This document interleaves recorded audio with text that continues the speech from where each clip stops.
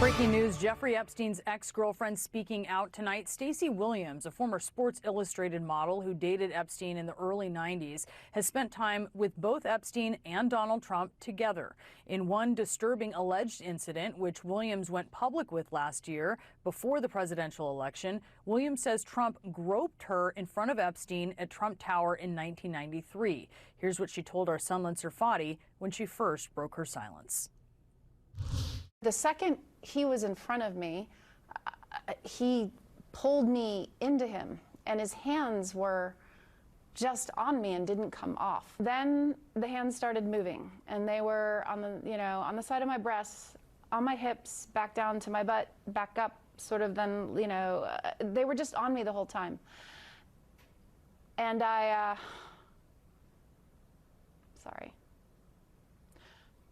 froze.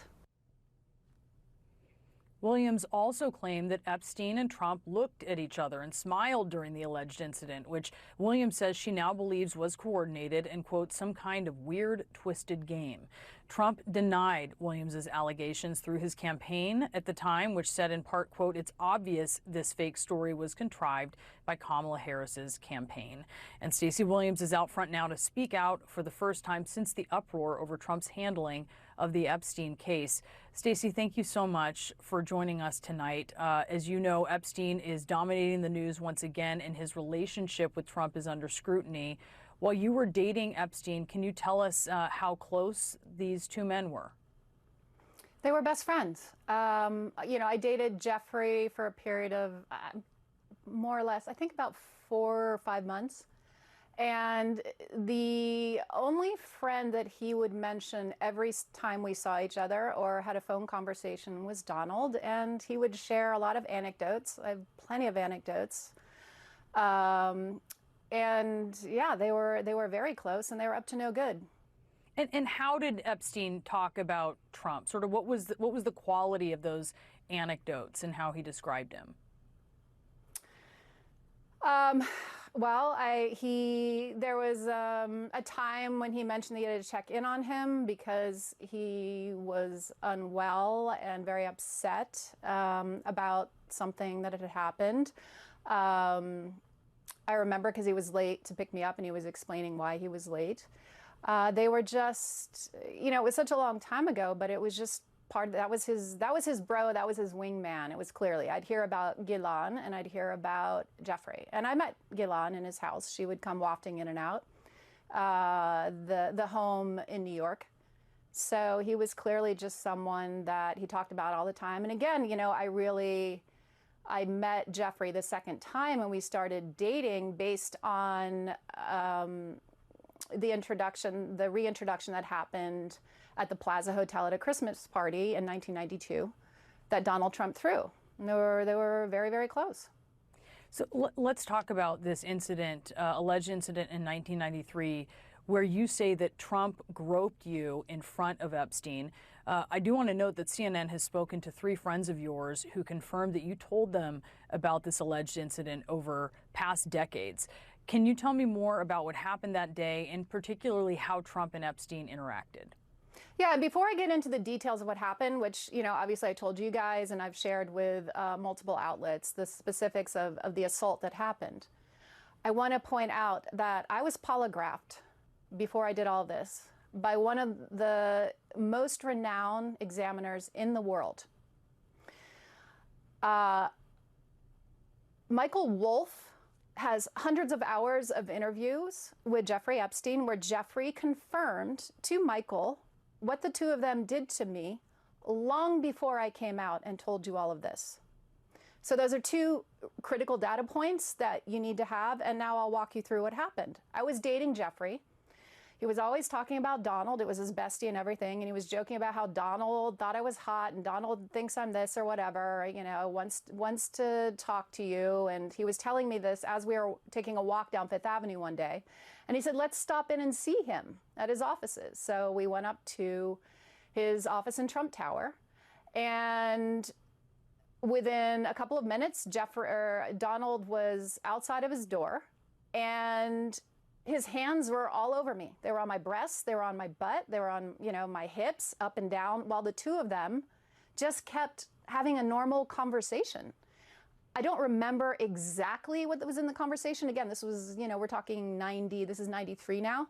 It was something about, it was irrelevant. It was like, oh, Stacey's career's on fire. She just did Sports Illustrated again, you know, blah, blah, blah, blah, blah. And they were back and forth, smiling and grinning and carrying on a conversation while Donald ran his hands all over me.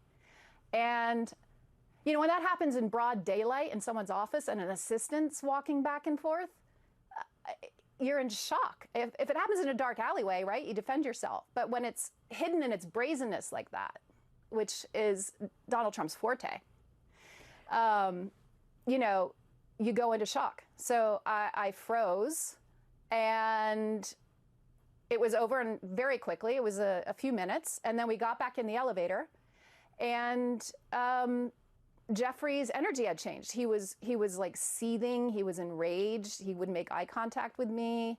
And then we got out on the street on Fifth Avenue, and he looked at me and he just started yelling at me, saying, "Why did you let him do that?" And he was so enraged. And then I remember thinking, like, why did I? I felt like I was coming back into my body at that moment, and I was confused. So that's the story of the assault.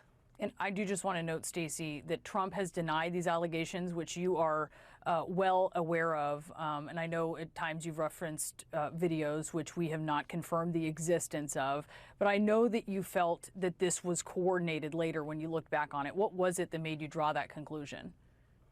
Well, I was sort of known in the industry for being somewhat combative with you know, photographers who would expose themselves or do inappropriate things, or even guys who would touch or harass on the streets. And Jeffrey was aware of that. And I think he was excited. I think the gist in my mind, given what he knew and the way it played out, was, hey, you know, I'm going to deliver this person to you who's actually not going to let you get away with what you do.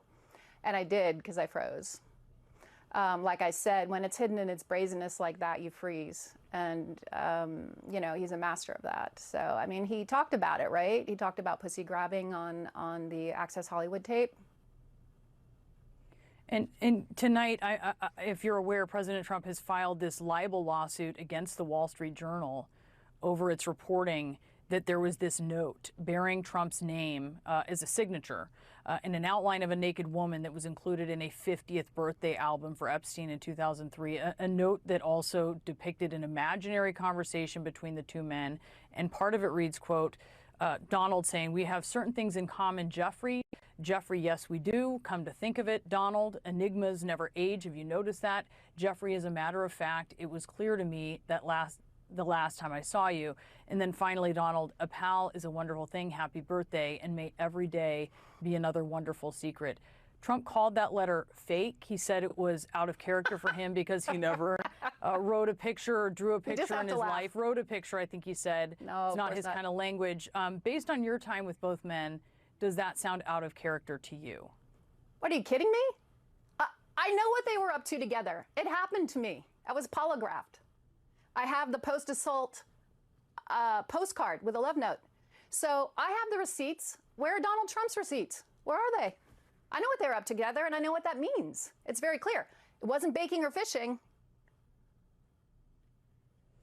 Well, Stacey Williams, I really appreciate you taking the time to speak with us tonight. Thank you so much. Thank you.